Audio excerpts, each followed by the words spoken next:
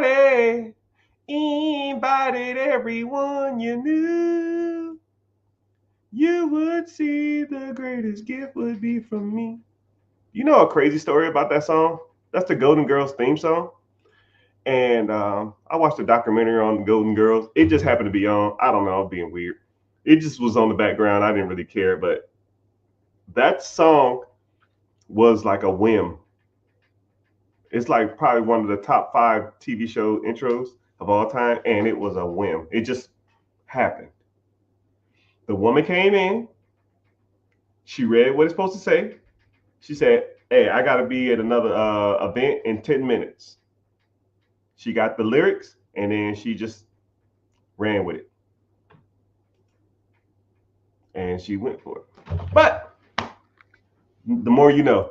All right, subject of the day is somebody asked me what are some good starting points for investing basics, and I sat back and thought about it, and I said, man, that's a good question. So it's going to be the subject of the day, or at least the subject for the next 5-10 minutes. First of all, you got to understand that investing has to be a mental commitment, because a lot of people want to invest, but they don't. They really don't. They love the ideal of investing, but they really don't want to do it, or they don't know how to do it, or they're scared to do it. And when people are fearful and people don't know what they're doing, they get nervous and they pull their money out. You put $100, $200, $500 into a pot or a system, and you lose, $20 the first 2 days, and then you're like, yeah, fuck this, I'm out, right? But that ain't the way it should be. You have to mentally commit to investing. It is what it is. You can't just wake up one day and say, hey, I want to invest, and I'm gonna throw my money into this pot, and I'm gonna check it in a week, and hopefully I make triple my money. No, right? You need to set a time goal and an allocation goal, not just freaking I'm gonna put a little money in here and hopefully it work out. It ain't like quick money. It ain't like gambling. It ain't like forex. It ain't uh, crypto or sports betting or parlaying and any of the other crap. You can't just throw money into something and hopefully it works out. It doesn't work like that. So first of all, you got to mentally commit, and then you got to allocate. Allocation is taking a certain amount of money every month and putting it into the pot, regardless of how bad things get. No matter how much you struggle, no matter how broke you are, it doesn't make a difference. I do not care what you are going through, because I promise you, whatever you think you're going through that's bad, I went through probably worse. I went through, um, dude, it was bad. Bottom of the barrel, eating bean weenies, freaking eating mystery meat, asking friends for $10, $20, $5. You know, it's bad. Homeless, broke, sleeping in my brother's closet, sleeping in my brother's car, asking my brother for money, getting into it with my family. I didn't have it. So when people say that, man, it's always something, oh man, I'll start investing next month when I get ahead. No, you need to start doing it now. And then I'll give you another quick point, because I don't want to harp on this too much. You know what I mean? You have to start investing. I call it windfall money. It's the money that you get when you didn't expect it. Things like tax returns, things like things like birthday present money. Um, your mom want to bless you with some money. Your parents want to bless you with some money. An inheritance, a insurance claim, lawsuit money come through, or whatever. You have to take that money and put it to work, and don't worry about trying to get ahead or trying to worry about staying afloat.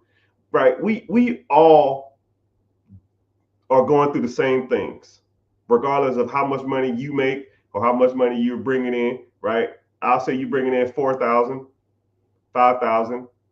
Let's say if I'm bringing in 500,000 a month, I have the same struggles as you do. I have bills, I have creditors, I have lines of credit I have to pay. But you know who gets paid first? I do. And that's the difference between middle class, low class, upper class, and rich and wealthy people. Rich people will always pay themselves first. If I got an account and let's say if I did $50,000 last month, $30,000 of it is going to investing. And then I'm paying my bills with the last 20. Or 40,000 will go to investing, the last 20 goes to bills or whatever you want to call it. Right? I don't pay all my bills and then I'll invest what's left. No, we don't do that. That's a loser's mentality. Losers invest what's left because there's always going to be something. There's always going to be a tire being popped. There's always going to be engine trouble. There's always going to be a freaking credit card. There's always going to be a late payment. There's always going to be something. Losers pay themselves last. Winners pay themselves first. You work for the money. You get paid first. Not Time Warner, not Lexus of Toyota, or not Chase, not American Express. You worked for that money. You need to get paid first. Allocate money to invest first. And whatever's left, they can have it. If you short at the end of the month, don't give a shit. I've never cared if I was short at the end of the month because I already got paid. It is what it is. And the bad part about it is if you allocated $200 to an investment account, and you were short, the $200 probably wouldn't have made a difference anyways. Think about that. If you put $200 into an investment account and you're $100 short or $200 short or on an electric bill, and then you ain't got no money for no food, or so it wouldn't have made a difference. It wouldn't have made a difference. But I tell you what, my investment pot is going to get bigger every month. And then when that investment pot gets a decent amount, then you take that money and you put that to work. And you constantly put your money to work. And that's, if someone said investing basics, that is investing basics 101. I mean, it's about as simple cut forward as possible. If you take money that's windfall money, or you got a side hustle, or you a babysitter, or you make cakes, or you do hair, or you do nails, or you do landscaping, or you do window tint, or you fix people's cars. When you get that money, are you investing it, or are you just putting it towards bills? Because if you just put it towards trying to get ahead or catch up, you're never going to catch up. No one ever really truly catches up. Everybody has bills. Bill Gates has bills. Warren Buffett has bills. Elon Musk has bills. Jay-Z has bills. Kevin Hart has bills. LeBron James has bills. I have bills. You have bills. Next month, will I still have bills? Yes. Next month, will LeBron James have bills? Yes. Next month, will Kevin Hart have bills? Yes. Elon Musk? Yes. Elon Musk is worth $300 billion. 250 billion dollars. Does he have a bill next month? Yes. So why the hell is he trying to get caught up in that?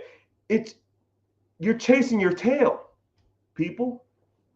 And until you understand that basic understanding, you'll never get ahead in life. And that's about as simple as it gets. And that's just investing.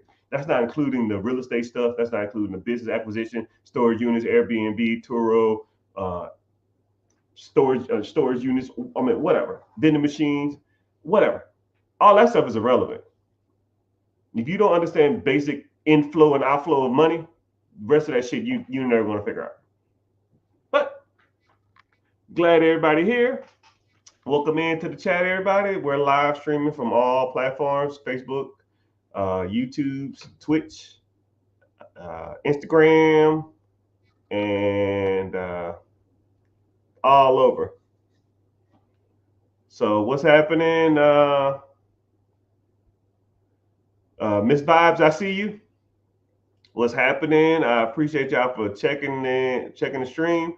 Um, but if y'all would do me a favor, I'm live on YouTube. Just search The Rich Get Richard. My name is Mr. Richard. If you're newer here, we're gonna get into some good stuff. YouTube is the only one that pays me. You can stay on the other social media platforms, and if you're new here and you just kind of see me, make sure you're at least following. But head over to YouTube, and also too, YouTube comments feed into my feed first, so it actually helps me out, and I actually get paid there too. So you can stay here for all you want to. I'll answer pretty much every question live, and I'll try to get to your question as soon as possible. You just got to, feed your questions. One thing I don't like about Instagram though, it like I have to like constantly read thing. I got to constantly refresh my screen. I don't like that. But welcome in. So let's go ahead and get started. If you have any questions or preguntas, and see what what you want to talk about. So initially, I just started off talking about investing because a lot of people. I'm trending on a couple of social media sites for talking about basic investing. So just that's kind of the subject we're talking about. So individual asked, they wanted to start a trucking business. Okay.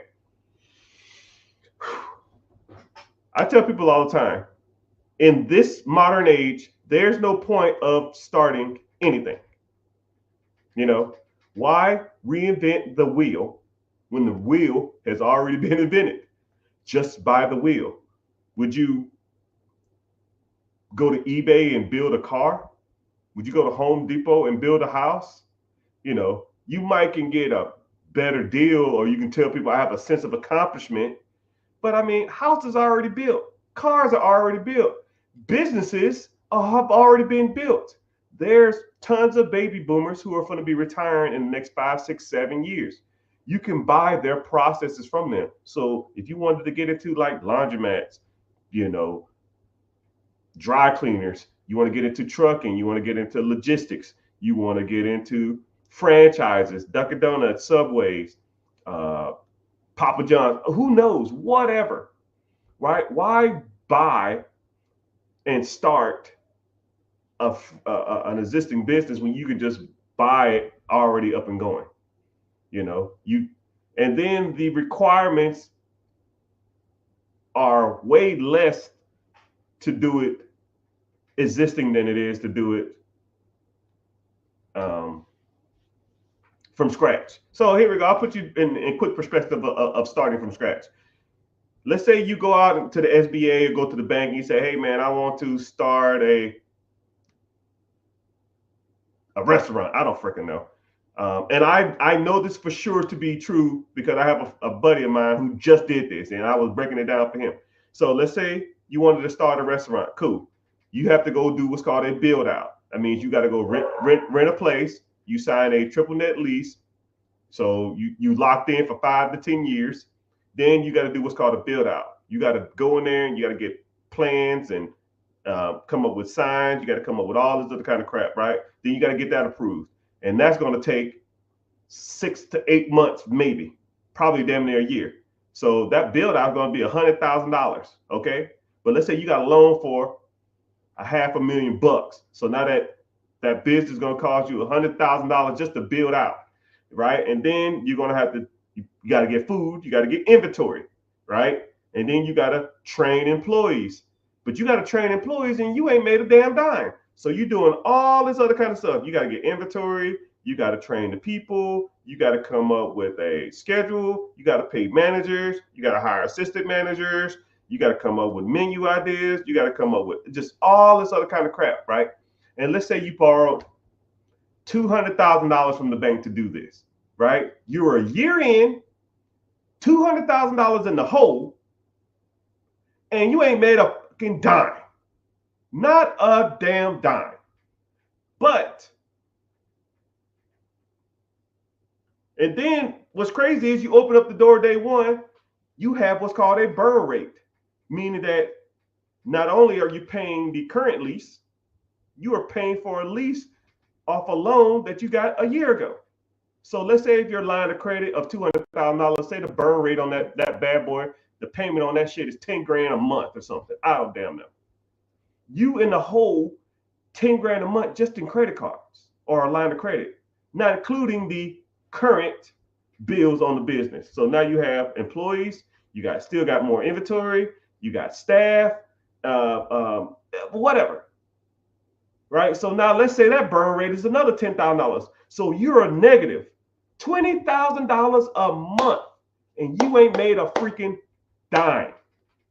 Okay? Not a dime. Negative $200,000 in the hole, and then you're losing 40, $10,000, $20,000, $40,000 a month. So you got a damn sale. Let's say the average meal is, I don't know, $10. You got a 28% food cost. You got a 12% employee cost. That's 40%. And that's not even including taxes. I'll give you another 10% in taxes. So you sell everything, that's $5 out the door. So $5 comes in. So, basic math, if your burn rate is $20,000 a month divided by $5,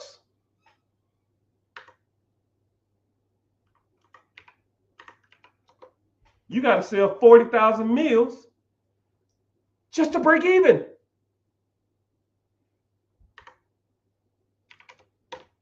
So you need 133 customers just to break even.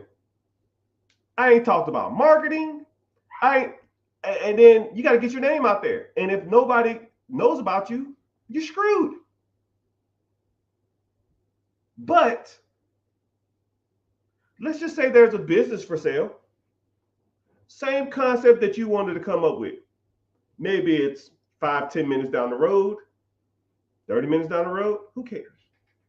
Same concept as whatever you wanted to do. Because I promise you, there's not a business for sale or idea you can come up with that's not a business for sale somewhere in your area. I promise you. Whatever idea you have in your head, there's an older person who's turning 60, 65 that had the same idea 40 years ago. And he already did it. He or she already did it. You can just buy their process. Now let's say that same business is down the street for sale for $500,000. Well, Mr. Richard, I was only going to spend $200,000. Why would I spend $500,000 when I can spend $200,000? Shut up and listen. Now let's say that business is $500,000, and let's say that business is bringing in $200,000 to your pocket. Okay. The requirement from the government states that you need to bring in that you only need 10% down to purchase this business. And if you get some seller financing, you only got to put 5% down. So as little as $25,000. So let's say, for example, they didn't do seller financing. I'll be realistic. So now you got to come up with $50,000. You put $50,000 down. You buy the existing business. You owe the government $450,000. $450,000 over 10 years. Your payment, simple math, $450 over 10 years, probably somewhere in the range of 50 grand, 45, 50 grand. But the business brings in $200,000. You bring in 200, you pay the SBA, Small Business Administration, they're 50. Now you have 150 left.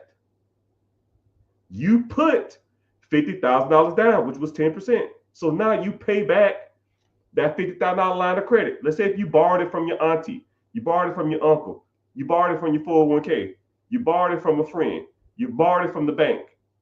You paid them back in the first 6 months.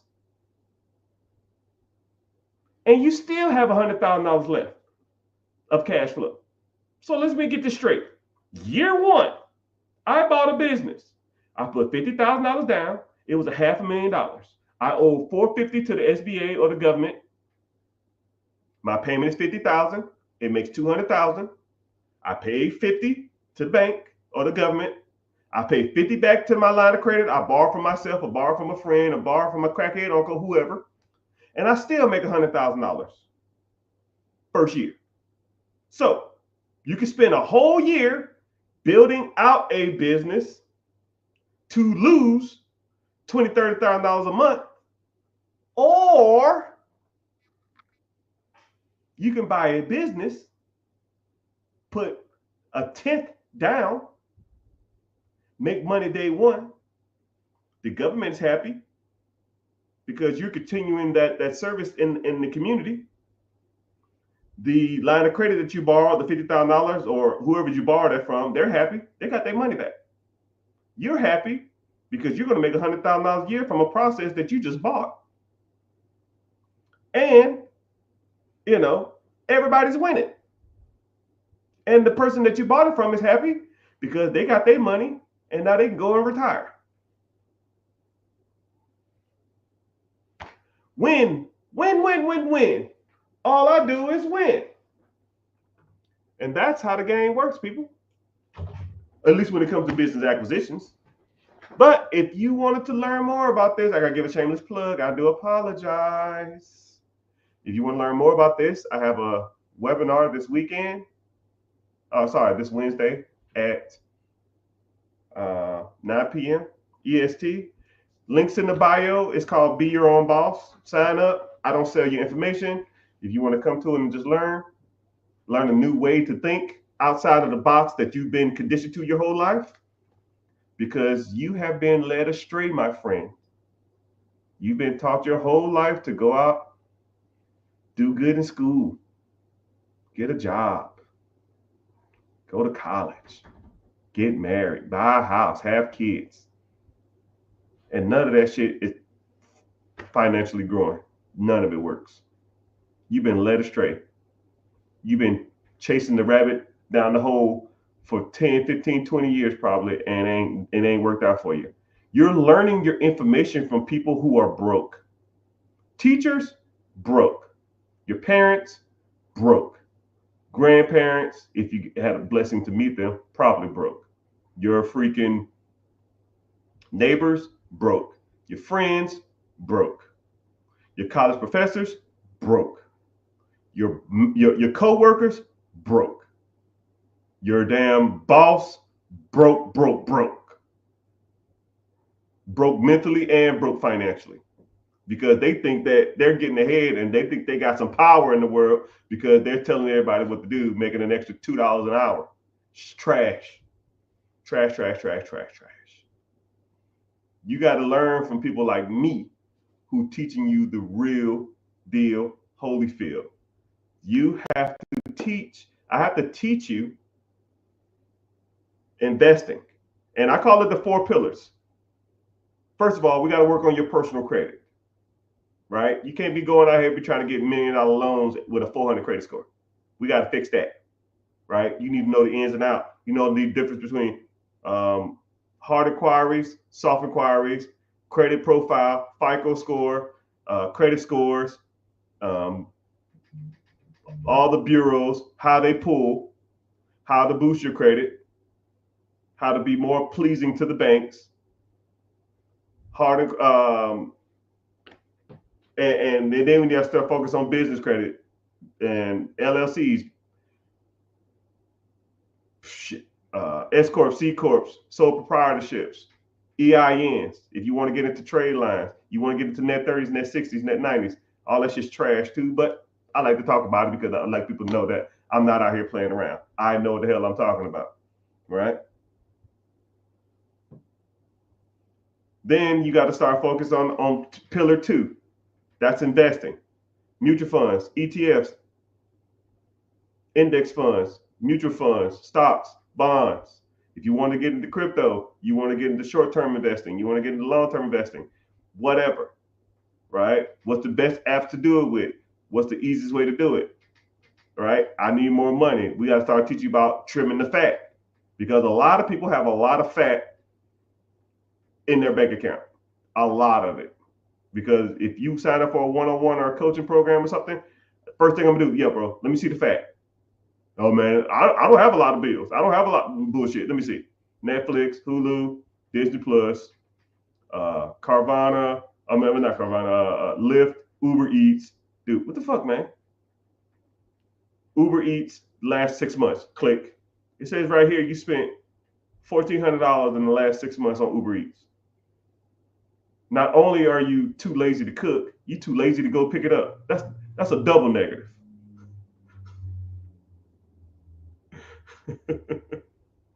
come on, man. Come on, man. You know, who's your cell phone through? How much your cell phone is? When the last time you called them and asked for a reduction or swapped it over to an account that's a lot cheaper? When the last time you called your car insurance and asked them for a plan reduction? You know, you can go, I'll give you a tip right now. You can go to your car insurance website, put your exact information in it, get a new quote. If it's cheaper than the quote you have now, they will honor the new quote. Wow, I just saved you an extra $400 over the next 6 months. Now, what are you going to do with the $400? Boop. You need to start investing. Oh, I need to get caught up on my credit cards. Wrong. Then when it comes to investing, I even have I'll give you another subcategory, right? And that's taxes. I review all your taxes for free, right? Find you more money. I just had a client 2 weeks ago, found them an extra $3,100 because they were doing their taxes wrong. Now, what are you going to do with that extra $3,100? I'm going to get caught up on credit cards. Wrong. Free money. You didn't even know you had it. Take it. Let's put it to work. You really want to get ahead? Let's put it to work. Because that $3,000 compounding interest will make you way more money than saving some money on some stupid ass credit cards. Because credit cards are going to be there. Credit cards was there yesterday. Credit cards are there today. Credit cards are going to be there tomorrow. Rent's going to be there tomorrow. Rent's there today. Car payment's going to be there tomorrow. Car payment's going to be today. Car payment's going to be there tomorrow. I mean, it is what it is. It is what it is. You got to start investing. Third lesson we talk about is real estate. Owning your own primary home, owning duplexes, quadplexes, fourplexes, commercial apartments, getting into syndication, Airbnb, freaking Section 8, wholesaling, bird dogging. I had a lesson the other day in my class because someone said, yo, man, you always talking about bird dogging. I don't even know what the hell that is. You always talk about it. I said, okay, cool. Here's a 30-minute lesson on bird dogging. After I was done with that, they said, yo, bro, I didn't even know that shit even existed. I didn't even know that was even a thing. I said, yeah, I did it for years. It's the way you get into real estate with no money.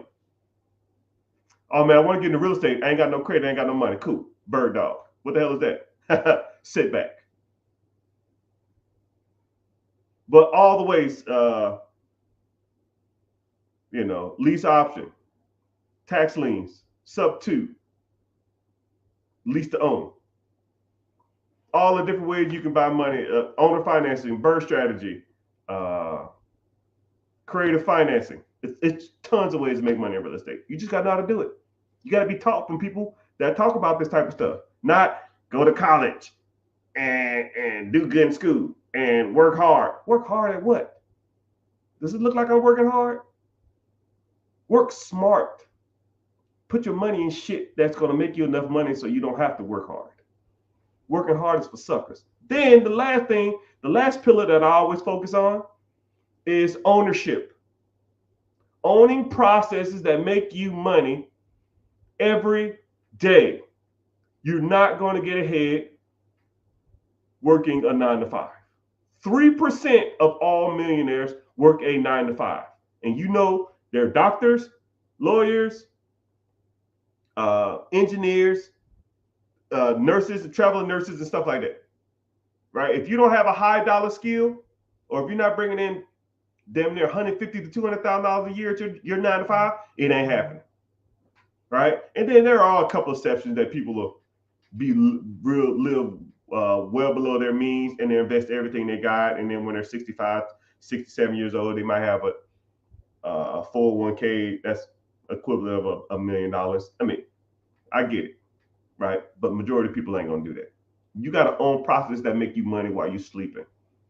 If I own a business, my business makes a sale, and I pay my employees, I pay my staff, I pay my overhead, and then I pocket $400, and that transaction happened at 6 o'clock in the morning.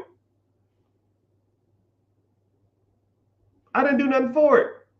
Now, how many processes can you own that pays you $500 a day that you do nothing for? Infinite. Now, let's say there's a process that pays you $500 a day, but you got to work 12 hours a day. How many could you own? 2 max, and that's $1,000. And now you tired as hell and complaining that your back hurts and that I ain't getting paid enough for this. But if you own a system that pays you $100, $200 a day that you do nothing for, you wake up, you check your account, you might call your team, wish them some luck, you might pay a little money here and there, say here's a gift card, thanks for your hard work, and go about your business. You got to know how to find those systems. Businesses, laundromats, storage units, Airbnbs, vending machines, whatever. You got to learn about those systems, and nobody is going to show you in your circle. Your teachers, your college professors, your friends, if you got roommates, your co-workers, your family, your mom, your pops, your brothers, your sisters, your kids, right? I'm not trying to be an asshole, but they don't know what they're talking about. I listen to people talk for 3 minutes when it comes to money, and I almost just like, I don't even want to hear it no more.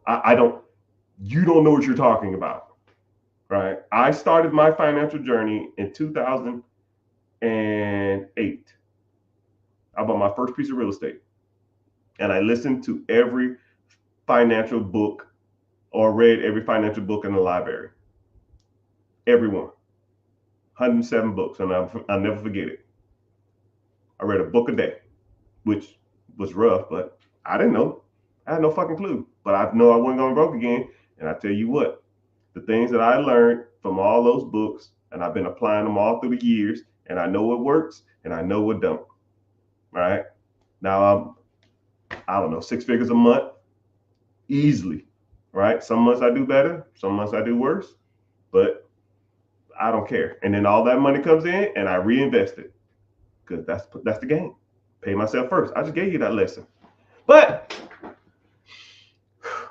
if you're interested in this type of stuff, you like talking about money, you like talking about different ways on how money works, you done with the rat race, you tired of the 9 to 5, right? My last push, and then we'll get to some questions. Click the link in the bio, join the free class. It's called Be Your Own Boss, right? I don't sell your information. If you come through, you listen, you hang out for a little bit, ask me a couple questions, and if you want to move forward, we move forward. If you don't, you never have to hear from me again. I don't care. I was fine before you, and I'll be fine after you. I don't care. I just got tired of people for years asking me, yo, man, do you have like a program or something where you can sit back and teach people? And cool, I'll walk you through that process. I'll show you what I have to offer if you're interested, and if you are, right? But you get a lecture before we even start, right? I'll break down a lot of this financial stuff before we even start. So, yeah. So let's go ahead and get started. Somebody says, I want to own a laundromat or a dry cleaner that is absentee, but what if my manager quits? What is your fail safe? Okay, good question. What if your manager quits? Generally, management in a laundromat, McDonald's, Dunkin' Donuts, Subway, don't give a shit.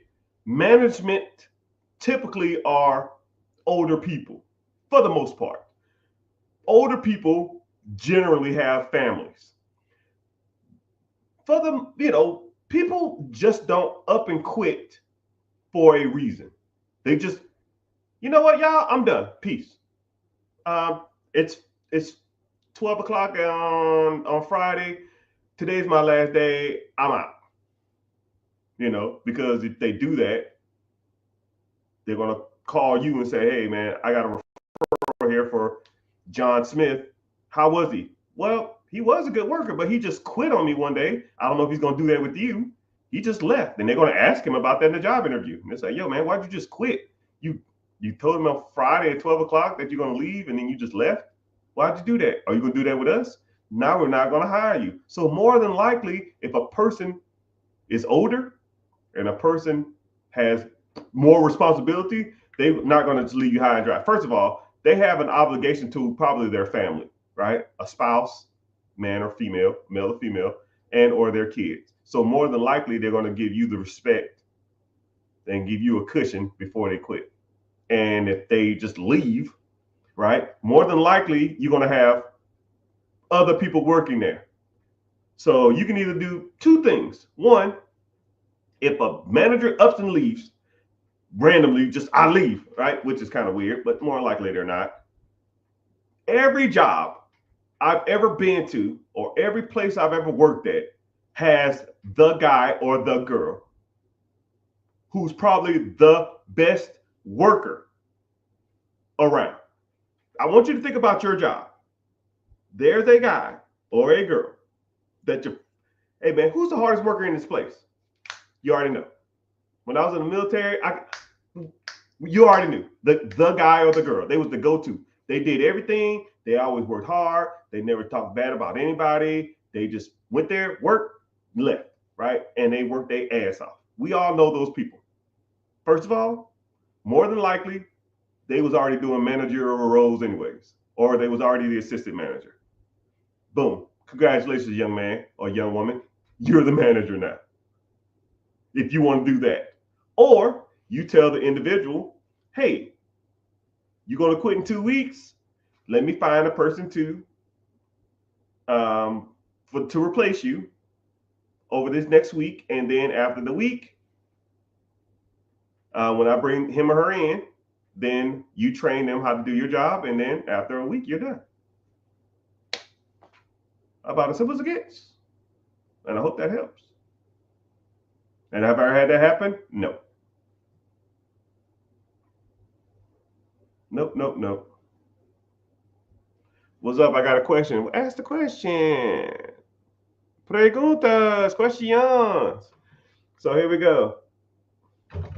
Are you able to do a one-on-one devise a base plan based off persons going through business-wise? Yes.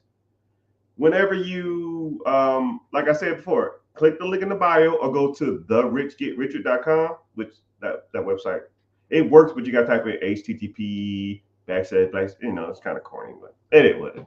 So, but you can just click any link if you're on Instagram, YouTube, Facebook, Twitter, Twitch, X, TikTok. Just click the link in the bio. It's a link that'll say "Be Your Own Boss." Just go to that website and just sign up. But yeah, and if you need a one-on-one and you want a one-on-one, we'll go from there. But like I said, my one-on-ones is super extensive, and we break down everything, right? It's kind of crazy. I think I did a one-on-one maybe a couple of weeks ago, and the guy was like, "Okay, you ready?" I said, "You ready?" He said, "Yeah." He said, "Okay, cool. When it comes to businesses, I want to do." I said, "No. Nope. We got to get to the basics." So we ran through everything, right? We're gonna talk about his credit. We talked about his investments. We talked about his income. We talked about short-term goals. We talked about midterm goals. We talked about long-term goals. We talked about his credit. We talked about ways to get out of debt. We talked about side hustles. We talked about all his debt. Talked about revolving debt that was trash. We talked about debt that his house payments. We talked about his car payments. We talked about it all. We talked about cutting the fat. We did all that type of stuff. Then we talked about invest. He was like, I was like, you want to invest in real estate? He said, well, real estate in my area is kind of it's kind of shitty. I said, cool. Where you live? I said, no, it's not. Look, showed him all the areas that he should be investing in. He's like, shit, I didn't even know this place even existed. Man, they paying this much for rent. I said, yeah, and look how much these houses cost. And I pulled it up on the map, and I was just showing them houses for sale, right? Tons of them, right? And I said, look, let's look at the Section 8 programs in this state and see if it's rent friendly. And Section 8 was charging, they was giving 20% more in that state. So if he saw a property that he could buy for $700 a month, and the rent was $1,500 a month, but the Section 8 was paying $1,750, you're making $950 a month. That's almost $12,000 a year of one property. If you made $12,000 off of one property, how many properties do you need to have to quit your job? Hell, 5 is 60 grand. And let's say you bought a property a year. You made $12,000 a year. Okay? In profit. $12,000 year one, buy another property. $24,000 year two, buy a property. $36,000 year three, buy a property. $48,000 year four, buy a property. 60 grand year five, quit your fucking job. Golly. People act like it's rocket science. And then about 2.5 hours in, then we start talking about businesses. Because people want to talk about business, but you need to get the basics first. You know what I mean? But yeah, that's 101 in a nutshell.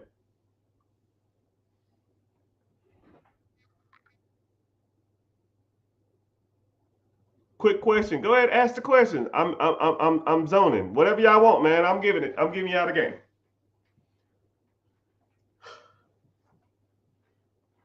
Someone said, I came across your page and you never wear designer, but you wearing Tom Fords today. I mean, it is what it is, man.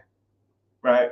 Just because I don't flaunt my wealth doesn't mean I don't have wealth. Okay? Let's get it twisted.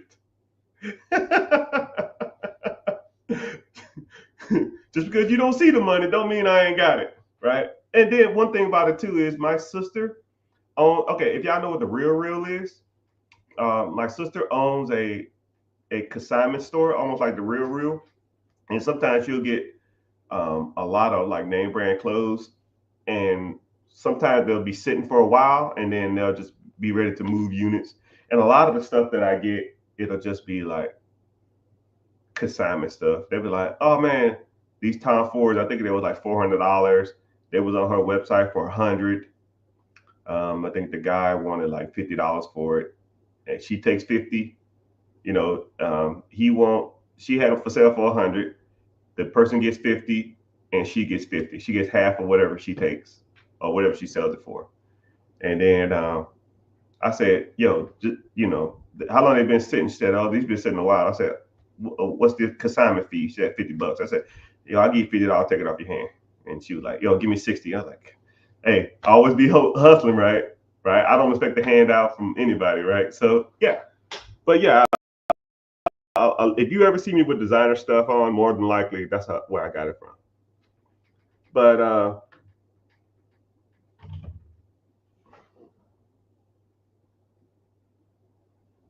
someone said, I wonder what the payment's going to be on a $450,000 loan. Hey, simple math, man. The average SBA loan is about 10%. 10% interest on $450,000 is about $45,000. I'll round up. That's $500,000. The average SBA loan is 10 years. $500,000 over 10 years is $50,000 a year. Simple. Say word. Where do I sign up? Click the link in the bio, my guy. And then we also talk about credit, and we also talk about business funding, because a lot of people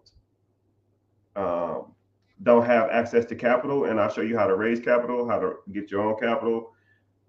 If you get access to capital, how to properly liquidate it, because sometimes these banks be charging like 20, 30, 40% to get access to this money. in the form of cash. And there's better ways to do that. I try to do. I'll show you how to do it. Do you think private A investments like Energy X is long-term investments? I don't even know what Energy X is. I'm kind of simple on my investing. I'm not out here trying to chase. I call it chasing chickens or chasing pipe dreams, man. Oh man, I'll give you a great example. It was about when I started making a decent amount of money. I started getting into like some crazy investments. That's where I learned a lot of my hard knocks. 2012, 2013, there was a company drilling off the coast of Africa. They had some new oil refinery technique that was revolutionary. And they was doing 90% returns month over month for the last like 6 months or something. I said 90%. I said, if I put $100 into this stuff, I get 190 back in a month. And then after the month 2, I'm at what? Damn near $350. I said, sign me up. Bro, I forgot what I put in, like 15 grand or something. And that 15 grand turned into almost $90,000 in the first, I want to say like 13 months. And I was like, hell yeah, I'm going to ride this out. I ain't going to long-term invest this. And, before I knew it, my $90,000, dude, it happened so fast. It comically was probably over the next 2, maybe 3 months. My 90,000, I was like, okay, cool. I'm gonna ride it down a little bit, and if it gets a little lower, I'm gonna get out of it. It got down to almost like $45,000 to $50,000, and I was like, yo, I'm done. Right? I still made 4 times the money. I put in 15. I got what 45 out of it, 50 out of it, but I was up 90. Right? But I thought it was gonna be a long-term play, and then every once in a while I go check on this fund or this stock. And that shit's, dude, it went to the trash. Moral of the story is, people, if you want to invest, stick to what you know. I got a simple rule when it comes to investing. Has your mama heard of it? Has your kids heard of it? Will it be around in 10 years from now? And do you use it, or have you seen other people use it on a daily basis? And what's the and will I get a return on my money? It's simple as it gets. Okay. Has my mom heard of a company that drills off the coast of Africa? No. What about my kids? No. It doesn't have long term. I thought it did. Do I use this every day? I guess I use oil every day. I don't know. Not really. From off the coast of Africa? Probably not. Okay, cool. Amazon. Has your mama heard of Amazon? Yes. Has your kids heard of Amazon? Yes. Will you get a good rate of return? Yes. Do you use Amazon? Do people use Amazon every day? Yes. I mean, okay, let's go. Simple as it gets. Someone said it's an emotional thing, not pulling out at 90K. Yeah, because if that was the case,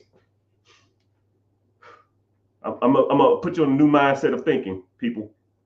If you put in 15 and you got up to 20, most people will pull at 20. Most people will pull at 30.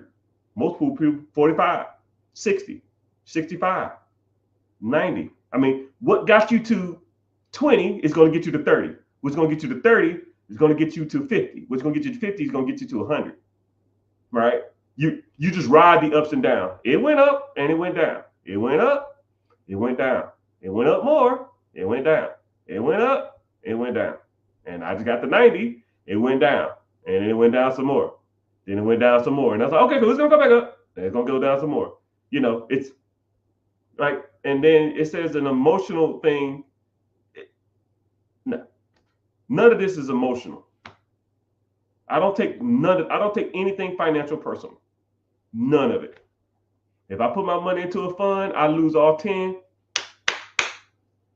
Too bad, so sad, never do it again. Learn from your mistakes, press on. right? And I always see people that'll do that too. Man, I was up and man, I don't give a shit what you was.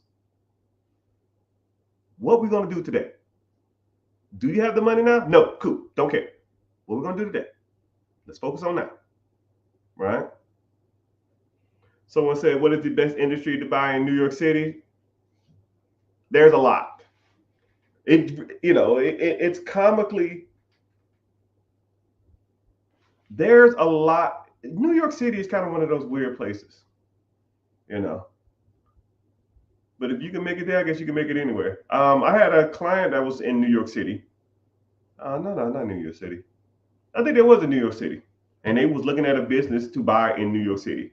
We found them like 4 of them, comically, in about 15 minutes, and dry cleaners, laundromats, moving services, sub shop, sandwich shop, bodegas, corner stores. I mean, all of that stuff, man. There's tons. You're at the mercy of the market. If you go look at what's for sale in New York City now, you can go back in 6 months from now and it'd be something totally different. Just like if you're looking for a specific car to buy, you go in 6 months and it'll be a whole different car. You go look for a house, you look in 6 months from now, it'll be a whole bunch of different houses. So it just depends. It really just depends on what you want to get into and what you want to, what's your risk tolerance and stuff like that. Somebody said, I want to buy a plasma center. Actually, I seen one for sale.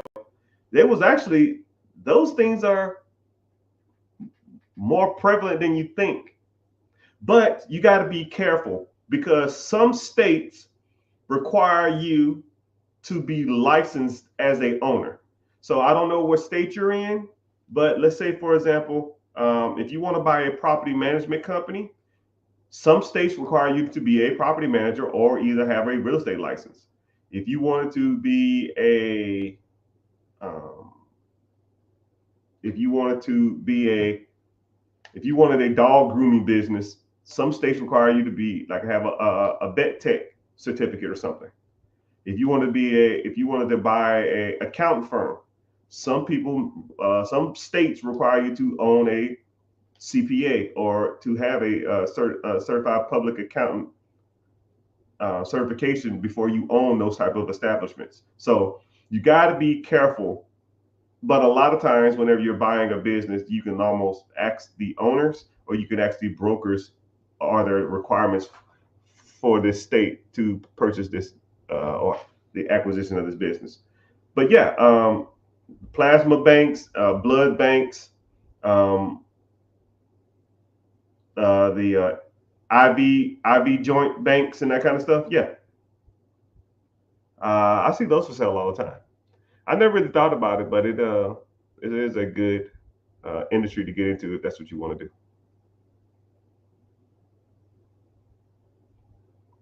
So let's get to the question. Preguntas. Yesterday we had a good lecture. Yeah, yesterday that bird dog stuff, man. We talked about being a bird dog, which a lot of people don't even know that even exists. So yeah, in class we talked about being a bird dog, and yeah, people got value from it.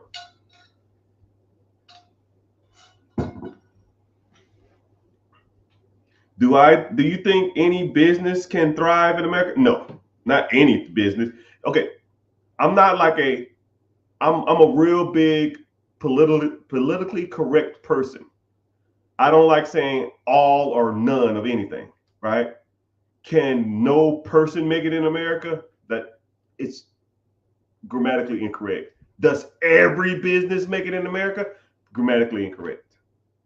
Do I think that anybody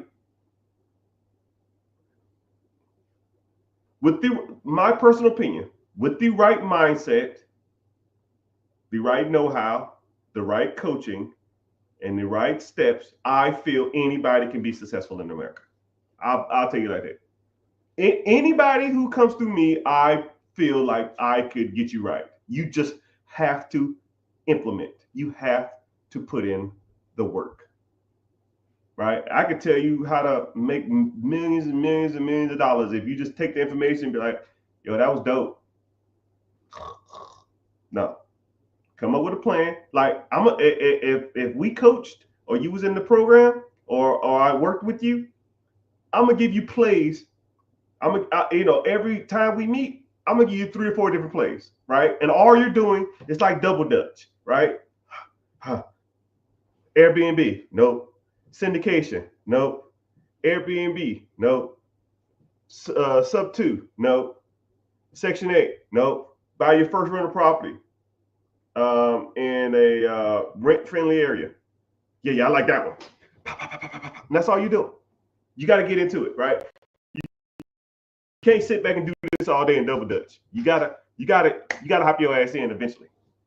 You can't just sit there and, oh man, this is good information to learn. No, you got to do it, right? Will you be scared? Yes. Is it nervous? Yes. Are you tapping into something that you've never done before? Yes. But you will get a little rush, and it's kind of like a little adrenaline that'll come. And once you do that, you do it a couple times, it's almost like, dude, what the hell was I waiting on? It's almost like when you drive for the first time. When you drive for the first time, you're kind of scared, you're kind of nervous, you don't know what you're doing, you're kind of fearful. You think, oh man, everybody's gonna wreck, people are gonna crash into me, I'm gonna die. I saw a statistic that a lot of people die in cars. I don't never want to do this. You give it 2 years, you got the seat back, you don't put on your seatbelt, the music blaring, the windows down, you talking on the phone, you're texting, you're eating at the same time. It's the same thing. It's the same thing. Over time,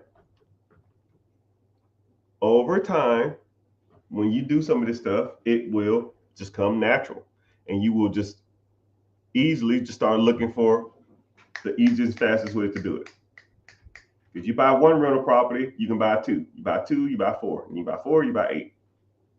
And then you buy 8, you can buy 16. And then after that, now you're looking for package deals, right? Or what they're called, portfolio deals, right? Those are the best ways to scale too, man. You know, you got a old investor who has, I don't know, 30, 40, 50 properties. Shit, why buy a whole bunch of single family homes, one a month, when you can buy 50 in the damn portfolio? Cool. How much are all these properties worth? I had them appraised at $2 million. Okay, well, what you want for them? Give me 1.6. Okay, well, 20% of 1.6 is 320. You put 320 down, you got $400,000 worth of equity. You pretty much get your money back as soon as you sign the shit. But that's how you scale. And then the rent will pay for your down payment. I mean, let's be real, people. Let's be real, people. But commercial break, y'all. Like I said, I give you 15 minutes worth of game, and you got to listen to me solicit for 15 seconds. 15 for 15, right? I don't know where you're watching from, TikTok. Just make sure you tap in the screen. Let's tap for 15 seconds while I talk. 1, 2, 3, go. Just tap the screen, tap the screen. Instagram, I see you. YouTubers, I appreciate you in here. Let's see, the YouTube is bumping, man. I'm getting some AdSense today, man. Cut the check. Twitter in the house, Twitch in the house, Facebook. We need to work on it, but it's all good. But if you want to watch, it's the same platform. I see everybody's comments. I just get paid from YouTube to be here. So 2 things. 1, I have a free webinar coming up this Wednesday. Click the link in the bio. Join the free class. Like I said, I don't sell you information, but we talk about, raising money from the banks. We talk about buying businesses. We talk about buying real estate. We talk about credit. We talk about business credit. We talk about business funding. We talk about stocks, bonds, mutual funds, investing, compounding interest. It's a good little segment that a lot of people need to hear.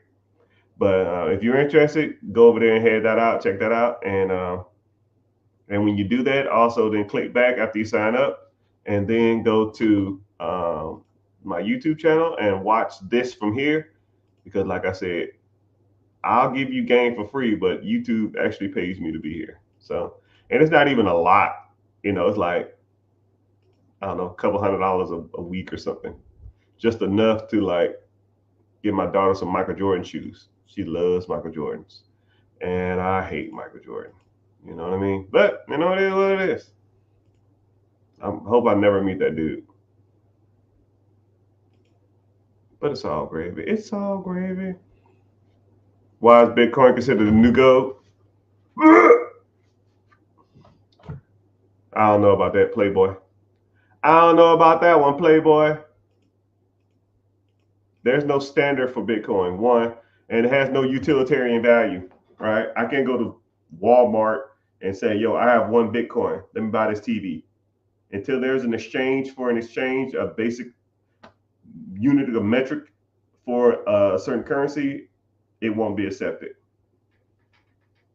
And that ain't happening anytime soon. So that's just my personal opinion. What is the best first asset to buy or invest in? Like I said, I believe in the 4 pillars: credit, investing, real estate, businesses. You can almost do all 3 of them at the same. You can do all 4 at the same time, right? I'll even give you basics. Boom, you got a 401k at your job? That's investing. Do you have a personal house? That's real estate. What do you own that makes you money while you're sleeping? That's the business. How's your personal credit?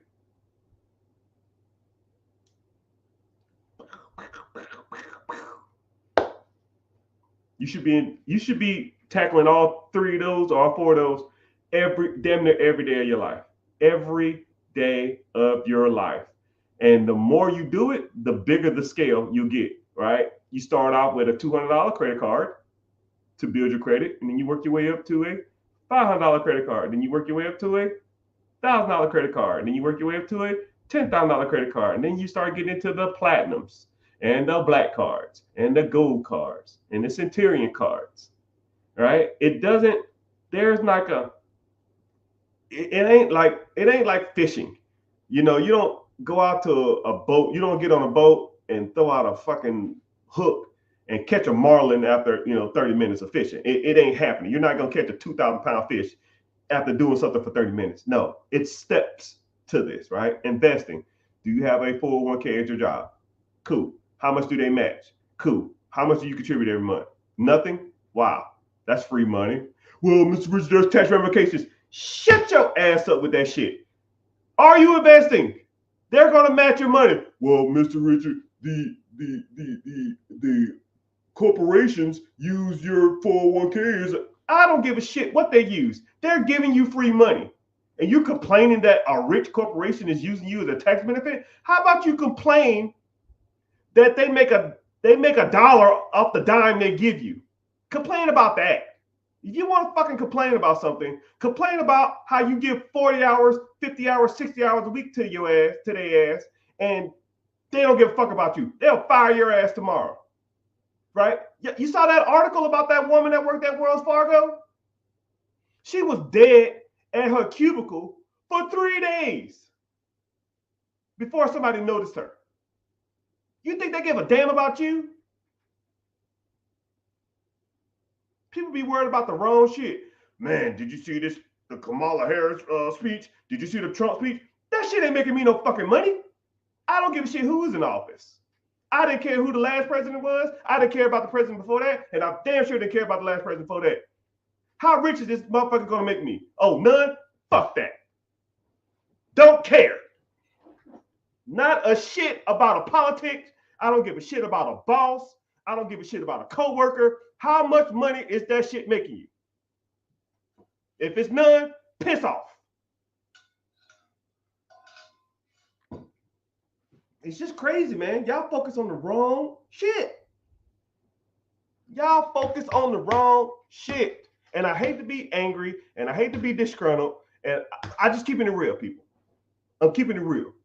Keeping it real, sometimes people don't like it. And if you don't like it, maybe it ain't for you. But I'll tell you what, if it makes me $1, I care about it. And if it don't make me any money or takes money out of my pocket, it can piss off. You know, I don't devote my energy to shit that takes money out of my pocket. Don't care. Don't care. Did you see the debate last night? How about I debate? I got a debate for you. What's a better ETF? QQQ, VL, or SPY? I don't know what that is, but you can tell me what they were talking about in the damn debate that you watched for 3.5 hours. I got a debate for you. What'd you name your LLC? Let's debate about that. Oh, I ain't got time. Okay, cool. I got you. Okay, cool. I got you. And then you know what I do? I follow your page and I put default on all your shit. When people in the comment section of a Instagram, I got a couple million followers, and sometimes I get petty as fuck. So what I do is, you talking shit in the comment section, ain't nobody got time for this. Cool. Follow, and I put your shit on default. 6 months later, 8 months later, 12 months later, you gonna slip up. Hey man, did you see that dunk LeBron James did? And I'm gonna say, oh, I thought you didn't have time to work on your business, but I guess you got time for the NBA Finals.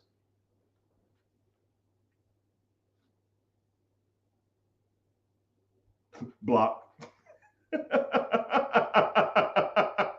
I'm that guy. I'm that guy.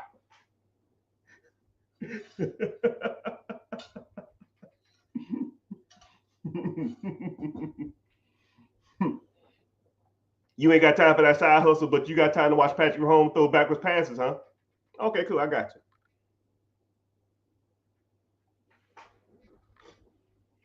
But if you invest in 25% credit cards, why not pay them off? Brother, we all have debt. Let's say you have a 25% credit card, okay? Let's do a simple, basic math lesson. This is about as simple as it gets when it comes to people talking about, I should pay off my debt. Cool, I got you. Let's do simple math. If you put, let's say I'm gonna get my calculator out, right?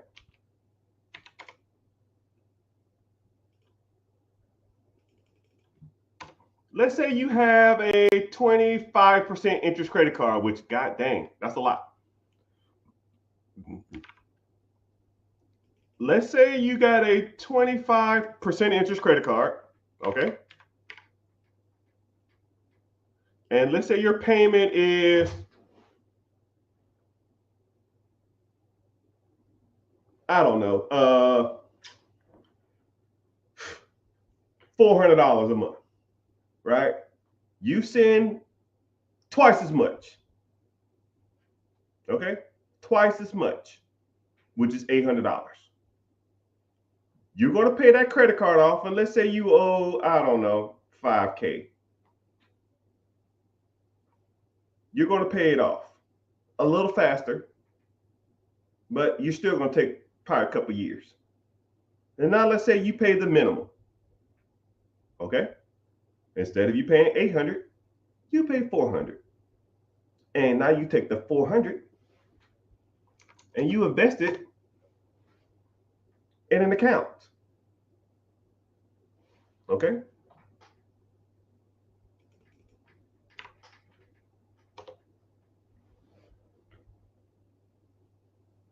In 5 years,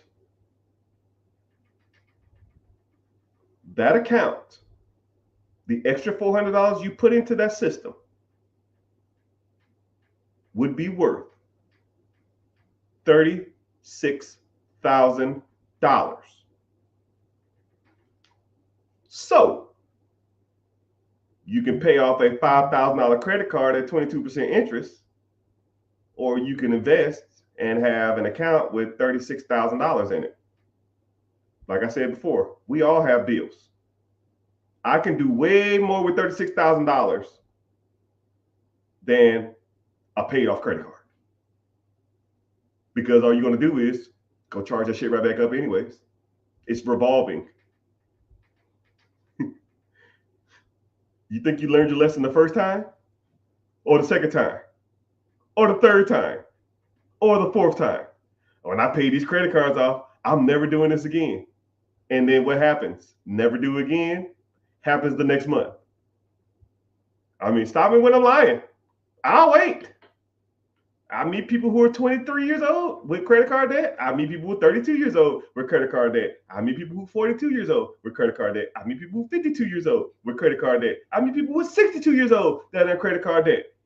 You think you're smarter at 62 than you are at 22? No. Most of y'all are just as bad with money as a kid, as a middle-aged adult, and as an elderly. Nothing changes. But what does change is the amount of money you have in that account. And now let's say you put $400 in this account every month for 5 years. Okay? That 5 years you got 35,000, right? And now let's say you do nothing else with that account. Okay? You don't put no more money in that account, just the extra money you was paying on that stupid ass credit card, right? And then you leave it in that account for another 10 years. $35,000 in a simple ETF for 10 more years.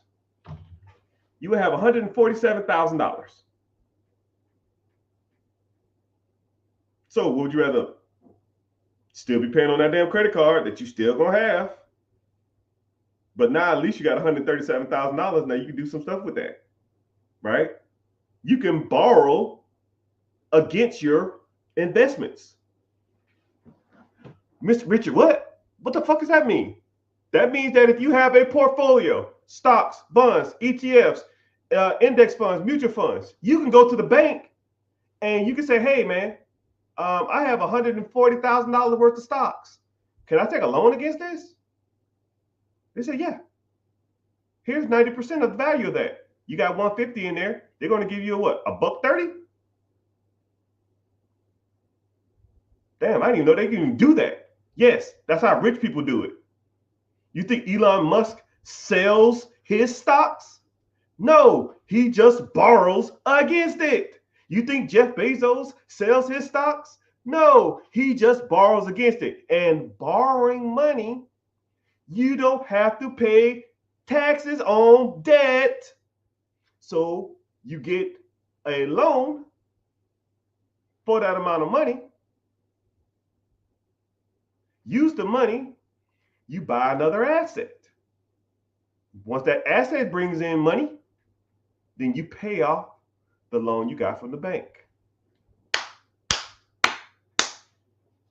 That's how it's done, my friends. Y'all are hustling backwards. Paying off fucking credit cards early does not make you rich. Paying off your car early does not get you ahead in life. Paying off your house early ain't the play. Investing, reinvesting, and reinvesting into shit that pays you while you're sleeping is how you do it. Not having more debt is not it. Like I said before, I guess I could call this topic, we all have debt. I have debt, you have debt. Name your favorite celebrity. I used to have a huge crush on J-Lo. She got debt? What about Halle Berry? She got debt? Does LeBron James have debt? You think LeBron James, he has a $80 million house in LA. What do you think he did? Bought it cash? He's worth $1 billion. You think he bought his house cash? No, he didn't put a down payment. Come on, he borrowed against it. So now he doesn't have to pay capital gains tax on that money. It's just a dead asset. He borrowed against it and he pays the monthly payment from the income he got from his other investments. Boom. He bought a pizza company that pays him while he sleeps. When that money comes in, he pays his house payment. Boom.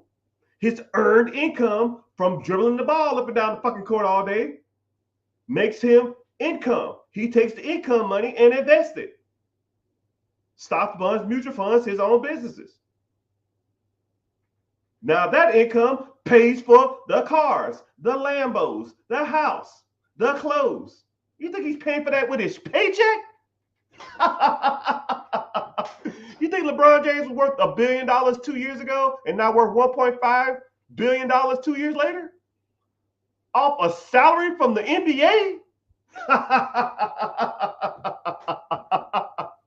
Y'all got a lot to learn, dog. Y'all got a lot to learn. In this game of money, you think you got it figured out. Y'all are rookies.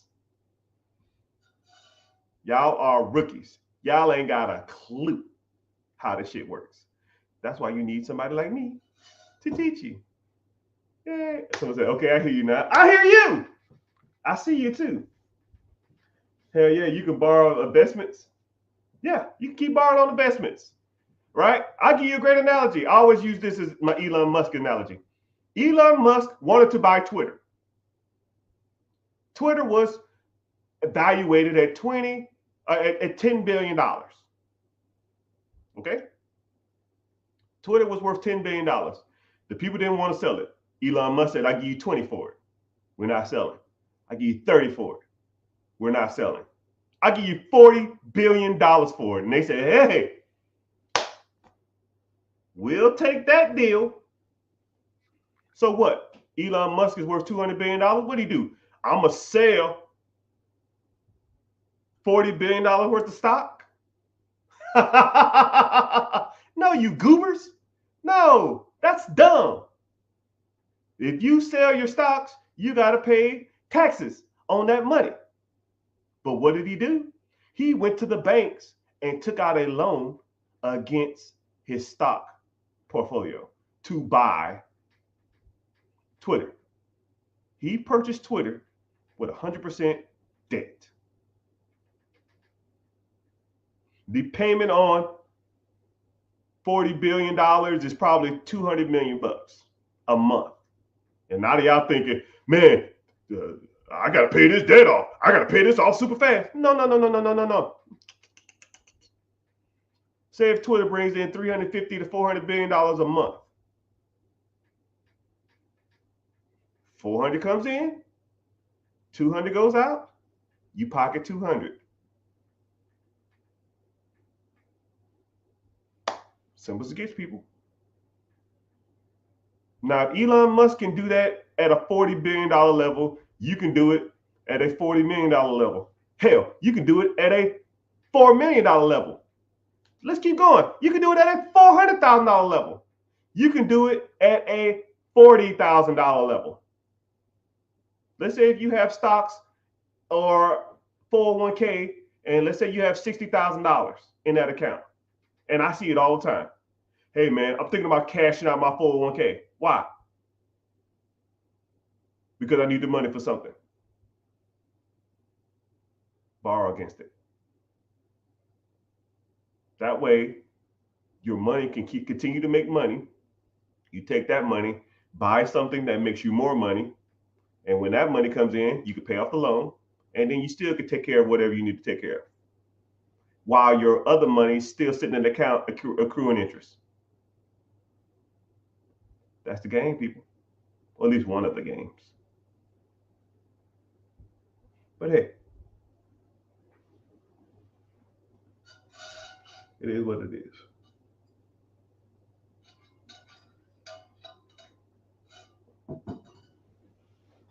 Michael Jordan, he said, someone said Michael Jordan put them on all the game.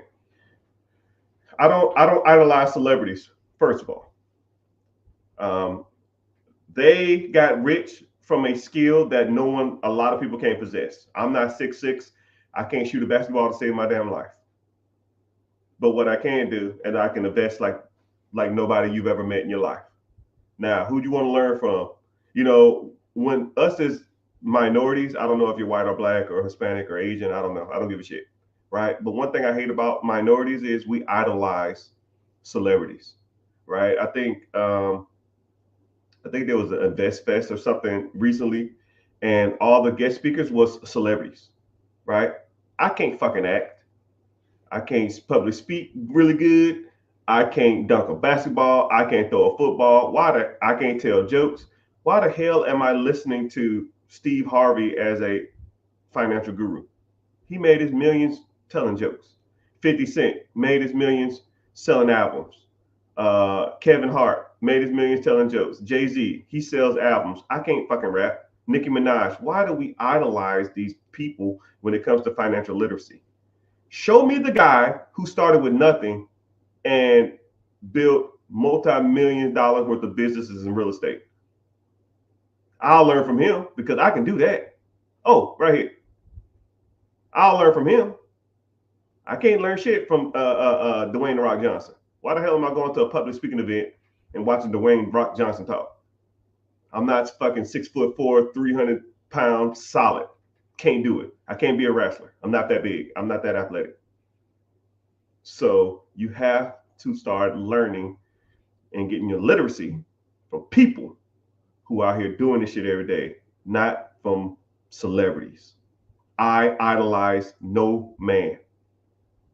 I've met tons of celebrities. Most of them are assholes. Most of them. Me and Ludacris almost got to a fist fight because he talked shit. He was talking shit to me and my wife. I almost punched him in his fucking throat. Don't idolize them people, man. They're all losers. Most of them are. Some of them are kind of cool, but most of them are assholes.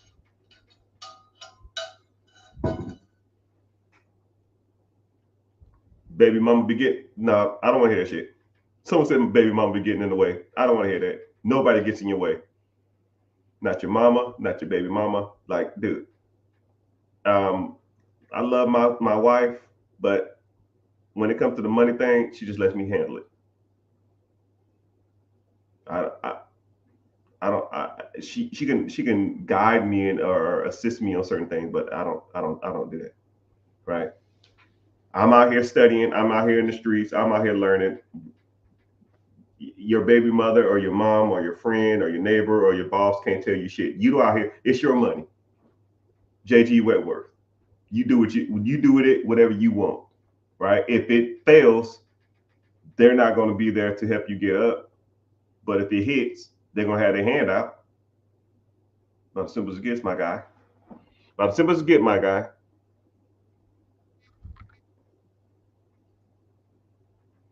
Someone said, learning wholesaling now? Yeah, brother. Someone said I look like Rick Ross. I get that one every once in a while. I met him in real life. We look nothing alike. I found a local business that's been established since 1984. How do you talk to them about financing? You got to learn some skills, man. I'll give you one lesson off the top of my head, right? Because, I can't give you all the game, but you found a business and you want to get owner financing, they got to like you. If you had a business that was worth $1 million and you were going to give it to somebody, would you give it to somebody that you didn't like or didn't know? Probably not. Rapport.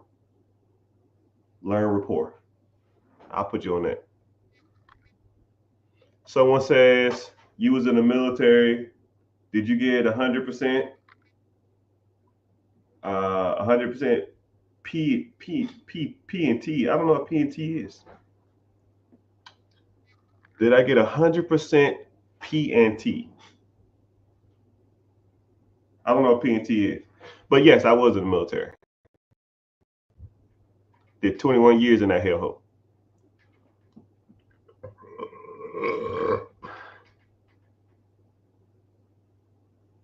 What's the best websites or the best apps to look for real estate?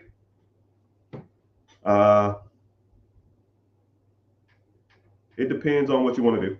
Depends if you want to get into commercial units. Depends if you want to get into apartments. Depends if you want to get into single family homes. Depends if you want to get into on market or off market, right? If you want to get into off market, if you want to get onto market deals, you can just Google houses for sale. If you want to get into off market deals, you got to start finding people in the areas you want to invest in who have the deals that you want, or you got to start sourcing your deals yourself. Once you start making decent money in real estate, then you have to start sourcing your deals yourself. Once you start sourcing your deals yourself, then you're pretty much writing your own checks.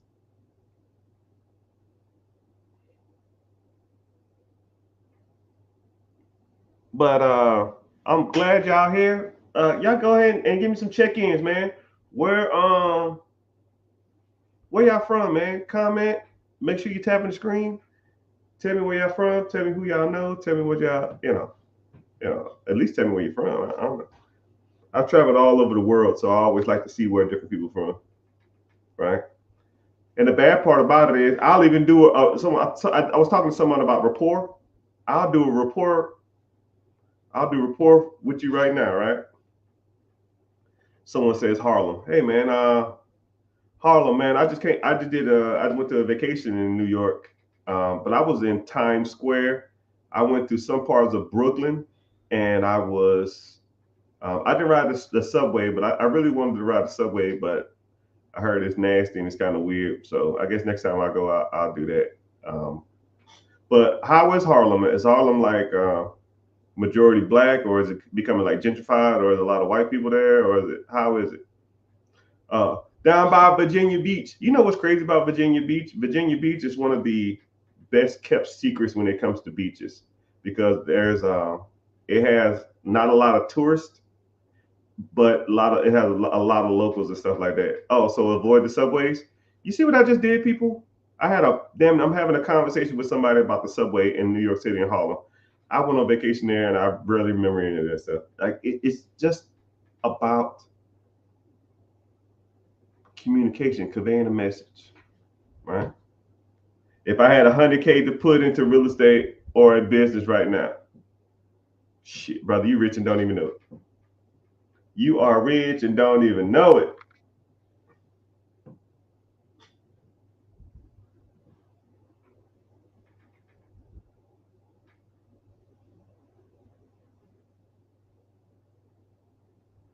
Someone said, uh, to your point, Jay Morris allegedly got $11 million for the Tulsa real estate fund. Yeah, and he ripped all them people off too.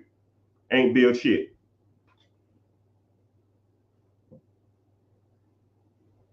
Who's to blame? Him, right? If so to take on a fund, I'll even break that down. So there's a guy named Jay Morris. Jay Morris took a whole bunch of money. He raised a whole bunch of funds to start a Tulsa real estate investment group, and apparently didn't build shit. That is syndication Ponzi scheme 101, right? Syndication is when you're an investor, you take pools of money from people, and you find a project and you build the project. However, if then you're supposed to pay those people a dividend. But if you raise $11 million and then the money never goes to anything, but you have to sign a clause saying that you are investing and you invest at your own risk, and if you lose your money, you lose your money. So in theory, if you did a syndication deal, you can almost essentially raise all this capital in the world and then just tell people it didn't work out, and then they're just on the hook. It's kind of fucked up, you know. I'm not a huge fan of that shit, right? If I'm gonna take on someone's money and take on someone's investments, but please believe we build some shit, right? I almost think I should get into that because a lot of people try to send me money to try to raise to buy apartments or buildings and commercial units and shit like that. I don't want to touch anybody's money, but yeah. Moral of the story is that a lot of these gurus out here think they know what they're talking about. They be on some bullshit.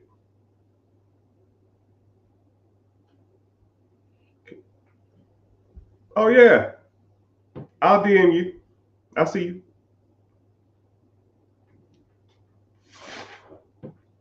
So what we got? Preguntas, questions. Someone said, "I have $100,000 cash." You got $100,000 cash. You rich and don't even know it. Kansas City, you are rich and don't even know it, my boy. But you almost so one thing that if you had $100,000 to invest, you almost got to determine what you want to invest in because there's pros and cons to real estate. There's pros and cons to owning your own business, and to get started in the real estate is probably a little easier and a little faster, but There's tax benefits. There's capital gains benefits. Um, there's a lot of benefits to real estate. I'm not gonna name them all. I named them in my head, but I didn't. I was like, yeah, I'm not saying all the shit. But to buy in a business, you get a lot of cash flow back, but then you have a cash flow problem. Then you have to pay taxes and capital gains on that too.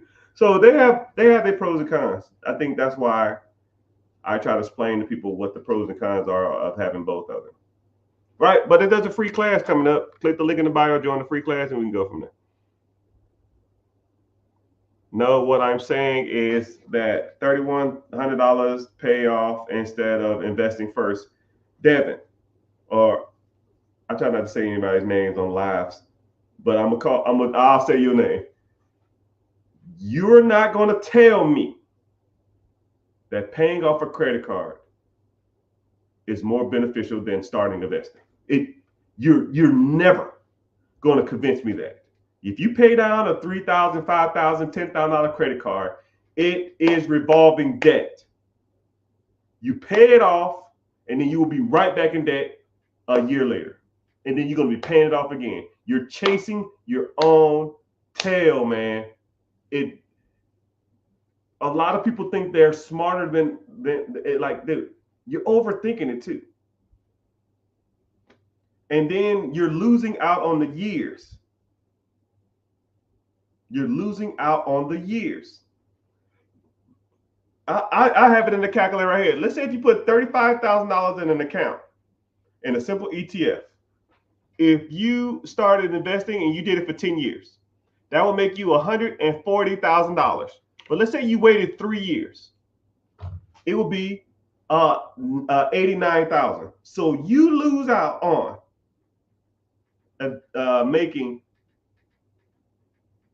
$54,000 because you waited 3 years to pay off a damn credit card.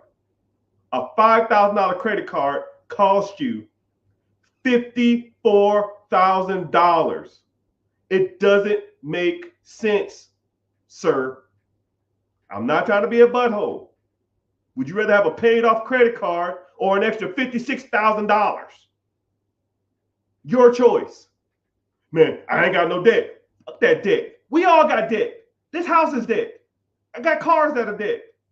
My kids are debt. Right? They take money out of my pocket every month. What, I'm going to pay that off? I'm going to pay off the house? No.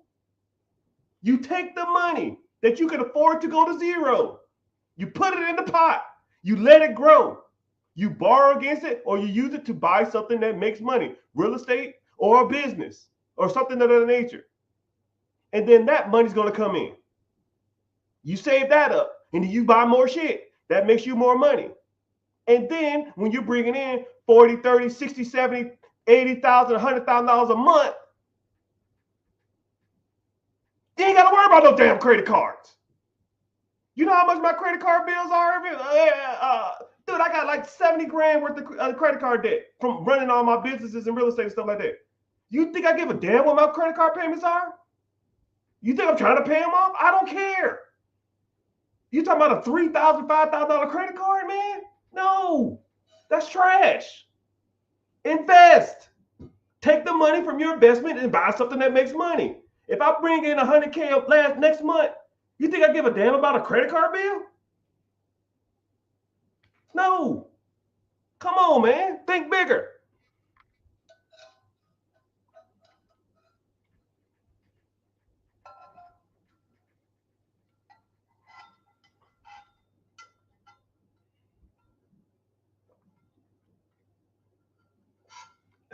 Someone said, I thought you just taught people how to buy gas stations. No, man, I teach you how to buy anything.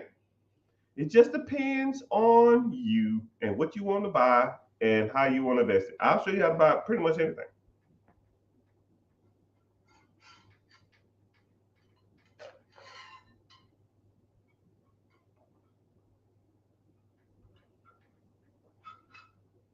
Someone said, if I knew about ETFs at 18, I ain't even gonna read the rest.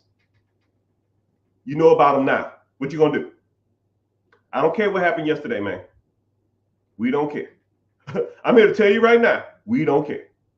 You didn't know about ETFs at 18. You didn't know about real estate at 18. You didn't know about buying business at 18. You didn't know about credit at 18. You didn't know about investment at 18. But you know about them now.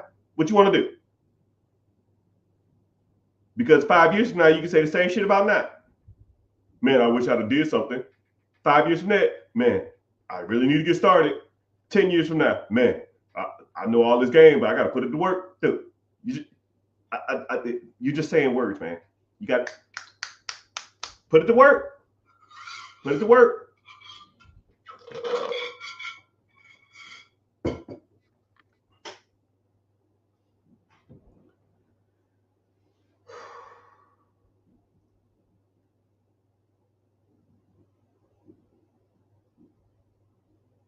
But thank y'all for hanging out.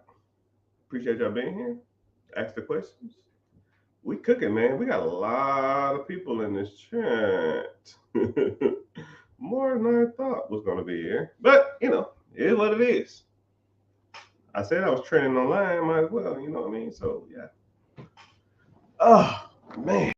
My butt hurts. Someone said never meet your heroes. Yeah, man. Yeah, because the one time you do meet them, they'll be buttholes to you. And the weird part about it is, man, I'm not saying I'm a celebrity or I'm well known or anything, but even me, when I meet people, I still try not to idolize them, because if they turn out to be assholes, it's just gonna piss me off. You know what I mean? So it's all good. It's all good.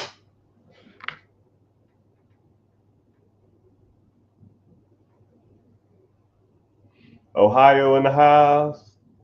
Nashville in the house.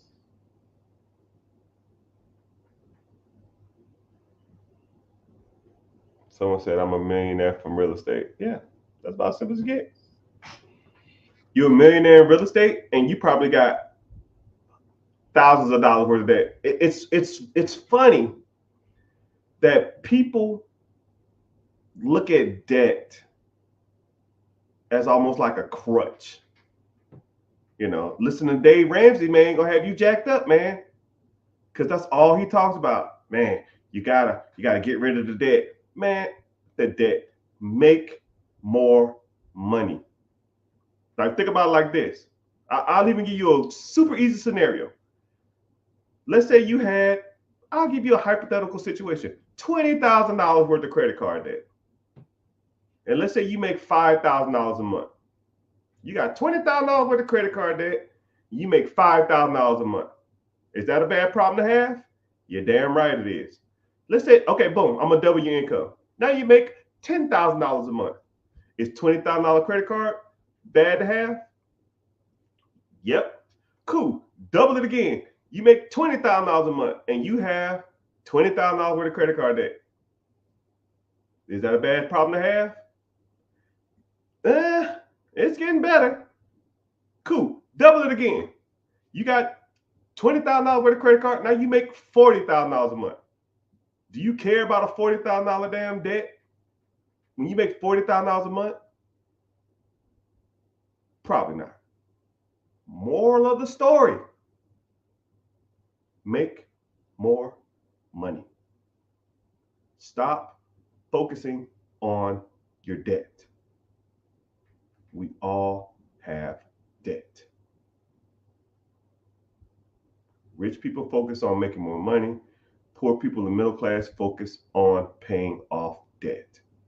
They will sit in that rat race trap for life. And then as soon as they get out of debt, they hop right back into that shit. It's like a mouse stuck in a glue trap, and he gnarled his damn foot off just to hop right back in that shit. People pay off 30, 40, 50, $60,000 cars to turn around and buy another 40, 50, 60, $70,000 car. People rack up $30,000, $3,000, $4,000, $5,000 worth of debt just to turn around, get their income taxes, pay the shit off, just to rack up another $2,000, $3,000, $4,000 debt. It makes no sense to me. Why the hell are y'all buying 40, 50, 60, $70,000 cars? Why the hell are you racking up credit card debt every freaking month? And then say, oh, I got to pay this off. And then you start a little side hustle. You start a little side business. You get some taxes. You get an inheritance. You get some birthday money. And then you turn around and you take the money that you worked for to get ahead just to pay the fucking card off, or to pay the car off just to buy another one. I had one person tell me once, yo, I'm so used to having car payments, even though my car is pretty much new. As soon as I pay it off, I'm gonna go get another one. In their head, that makes sense. I said, you have a 4-year-old car. You bought it brand new, which was a mistake. Brand new, it's trash. You lost half the value. You paid it off early. You paid it off in 4 years. Your car has 35,000 miles. Your car payment was $600 a month. You paid on it $1,000, which is another mistake. You could take that $400 and invest it. But you paid off the car early. So now, boom, you have an extra $1,000 a month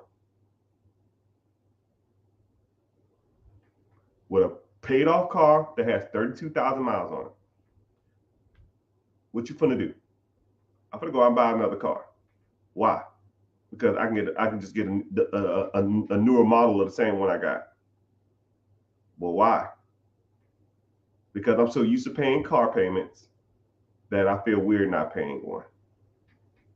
That is the dumbest I've ever heard in my life. And then 2-3 months later, I see that individual.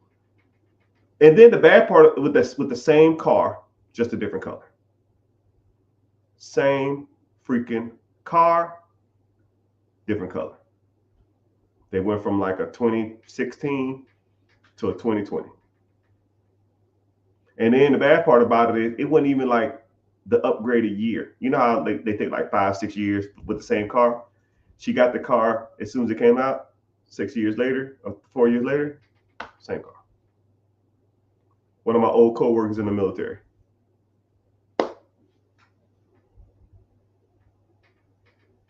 That individual will never be ahead in life. Never. Their financial literacy is a -10. They have no skills. They will be a worker bee or in the rat race for the rest of their lives. And in my head, I couldn't even save them. I tried, and I was like, you can just do this. You can just do this. You can just 1 year. Just wait a year. Take the $1,000, put it into some account. 12 grand, get a car there. No. Bought a car for 45, paid it off earlier. The car's worth 20. Trade in the car. They gave them like 16 towards another $45,000 car that they're gonna pay off early. I don't get it. I don't get it. People do that wrong. People don't know what they're talking about. People don't know what they're doing. People think they're good with money, but they are not. I'll say hi. And I want you to, I'm talking literally to you. When you think I'm not talking to you, this is directly towards you, right? I want you to take this as super personal as possible. You think you are good with money. You are not. Not even close. 98% of people are not good with money. 2%. No, you're not. No, you're not. Not even close. The 2% of the people are people like me and people I associate with, and people that when I go to the country clubs, or I go to the golf course, or I go to the tennis matches, or I go to the concerts and go VIP, and I'm hanging out in the lodge with whoever, celebrities and stuff like that. Those are the 2%. You're not even close. You're not even in the ballpark, people. Right? And I'm not trying to offend you, and I'm not trying to make you mad, and I'm not trying to make you upset. You aren't that guy. I am. And I talk to people all the time for more than 3, 4, 5 minutes, and I know they're not it. You have bad spending habits. You don't understand debt. You don't understand real estate. You don't understand credit. You don't understand debt leveraging. You don't understand debt servicing. You don't even get credit cards right. You don't even buy cars right. Hell, let's say if you really wanted to buy a car, did you buy it in your business name? Did you capitalize on Section 179 of the tax code, which means that if you buy a commercial vehicle over 6,000 pounds, is eligible for 100% depreciation or 20% depreciation over the next 5 years? Did you do that? Well, I don't own a commercial vehicle. Well, what deems a commercial vehicle? Any vehicle that weighs over 6,000 pounds in your business name. What vehicles are that, sir? Tahoes, Escalades, G-Wagons, Bentley Bentegas, Suburbans, Sprinter vans, Mercedes SUVs, Lexus Jeeps. Those. You ever like seen a row of SUVs, all black? It's like 5, 6, 7 of them. Yeah, that was all tax write-off. But you want to be cool in a Scat Pack. You want 100% deduction, or you want to be cool in a Hellcat. Come on, dog.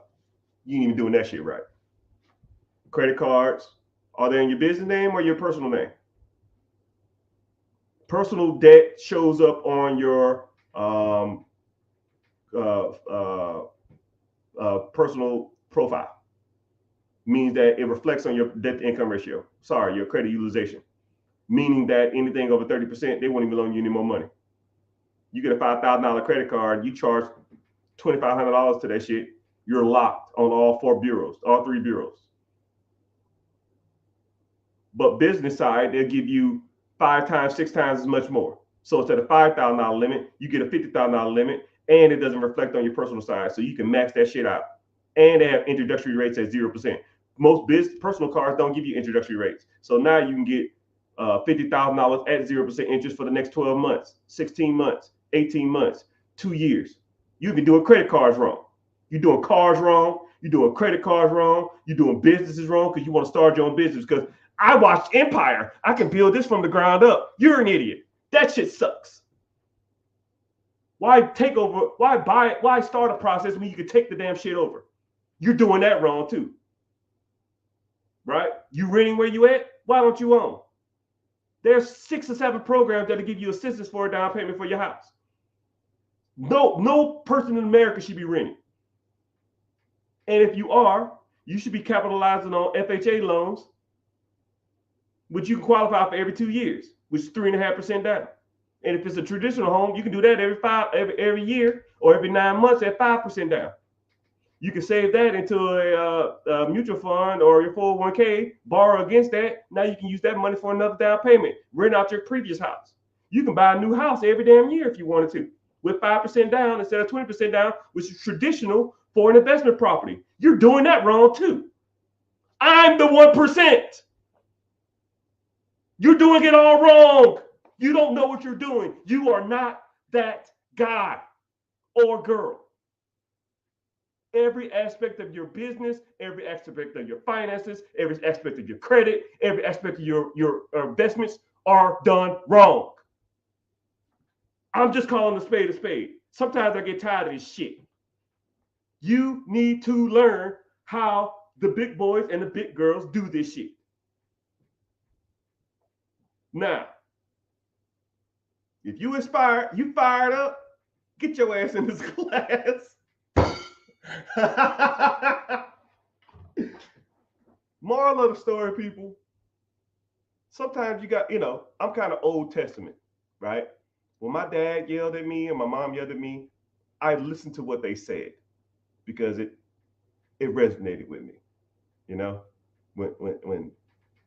When they was upset, it lets me know whatever they were saying, they're saying what they're saying with their best intentions. They're telling you this stuff because they want to see you succeed in life. And they're seeing that you're on the wrong path and you're doing something wrong, and they just want you to straighten that arrow. Okay? Y'all got to do better, my peoples. All of y'all. Sometimes I have the wrong tack. Sometimes I come off as nice, but I am not out here playing around, people. You got to do better. So, last warning before I get off. If you are interested in learning how to do this type of stuff, I'm hosting a free webinar. Link in the bio, my guy. Click the link in the bio. Join the free class. Like I said before, I don't solicit. You won't get a bombardment of text messages. You won't get on no email list. You won't get spam calls. You get a notification before we start. Hop your butt in there and you learn. And then after that, I'm done. You want to learn more? Let's move forward. If not, I can lead the horse to water, but I can't make him drink it, right? But I thank y'all for your time. Social media gets mad if you exceed 2 hours. So I might hop back on because I'm kind of in a talking mood. But I don't know. But I'm about to head off. But join the free class. If you have any questions, preguntas, shoot me a text message.